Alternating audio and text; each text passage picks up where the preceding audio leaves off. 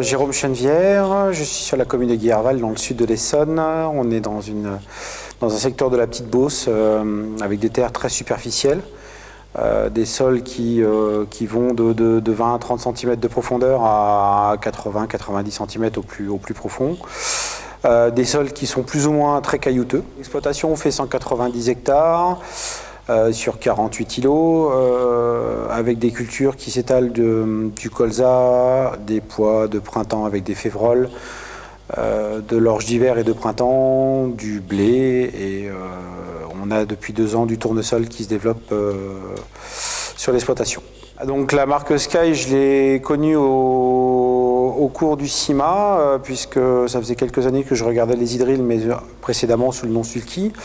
Et donc le changement de marque a fait que on s'est intéressé un peu plus de cette nouvelle marque et des gens qui la développaient. Et donc j'ai connu cette marque Sky au cours d'un CIMA, maintenant ça fait 2 ou 3 ans. Donc ce qui m'a séduit sur le semoir était notamment son principal avantage, c'est la double trémie aussi. De la possibilité de pouvoir semer deux éléments en même temps ou de l'engrais avec une culture, en restant sur un système mécanique simple qui puisse se placer sur un tracteur qui peut être un peu âgé, voire un peu plus récent, et surtout sur un matériel qui est en plus d'origine française, donc qui peut être un peu mis en avant de ce côté-là aussi en faisant fonctionner un peu la France. Donc les hydrilles sur l'exploitation donc depuis 2 ans, j'ai commencé en même temps donc le semi-direct, donc là depuis l'automne, avec du semi-direct aussi sous couvert. Le printemps dernier avait été fait en TCS sur une très grande partie. Et donc là, cette année, depuis l'automne, les colzas, les blés, les orges d'hiver ont été faits en semi-direct, en faisant en même temps un petit comparatif avec du TCS. Et toutes les cultures de printemps, les pois, les févroles, les orges de printemps et les tournesols ont été faits en TCS cette année. Et donc il y a eu tous les couverts qui ont été semés en direct aussi en post-moisson. Et je suis très satisfait du résultat. La semence est très bien placée, le rang est bien fermé. Et on arrive à avoir des levées très régulières avec le semoir, surtout sur une distribution mécanique comme celle-ci où Sulky avait une très bonne réputation et donc Sky continue de la mettre en avant. Une distribution mécanique qui est vraiment impeccable. Mon plus gros avantage, c'est en plus que ce soit un semoir avec cette double cuve, c'est d'avoir aussi une trémie assez conséquente pour pouvoir éviter de rouler avec les remorques à côté avec de la semence. On charge le matin sur la ferme, la semence, l'engrais, on part, on revient quasiment sur les coups de midi, et pareil pour l'après-midi, on arrive à éviter de déplacer plusieurs outils sur l'exploitation. Et c'est un semoir qui, aussi bien en bonne terre qu'en mauvaise terre, se comporte très bien.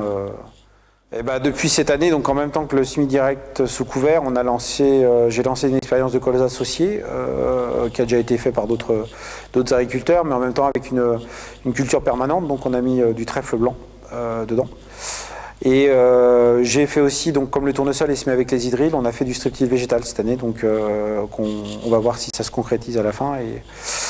Donc voilà, des expériences qu'on a fait jusque-là. Et puis, quelque chose que j'ai fait aussi cette année, comme beaucoup d'agriculteurs, on a eu des dégâts de mulot.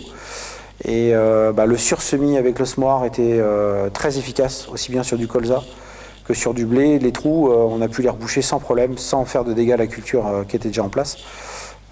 C'est quand même un atout conséquent d'avoir un outil comme celui-ci. Alors le service Sky pour moi était aussi un argument sur le choix du semoir et de la marque. En plus que ce soit une marque française, on a des gens qui sont très présents sur le terrain, qui développent vraiment la marque.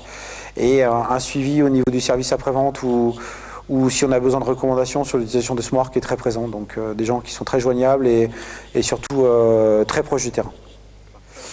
Donc cette parcelle était un tournesol le précédent était un tournesol qui a été géré auparavant donc à les hydrilles en TCS, en ayant fermé en laissant ouvert un rang sur 3. Donc on a semé le tournesol avec du 1846 l'année dernière, qui a été récolté fin septembre, début octobre. Et à la mi-octobre, après une application d'un désherbant total, on a semé en direct avec les hydrilles.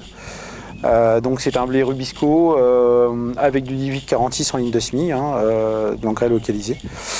Et pour moi, le résultat est plus qu'intéressant puisque aucun broyage des cannes n'a été effectué. On est passé en direct dans la culture sans aucune perte et sans aucun encombrement avec les débris. Le semoir est s'est très bien comporté, comme il s'est comporté pareil dans les semis sous couvert pendant l'automne.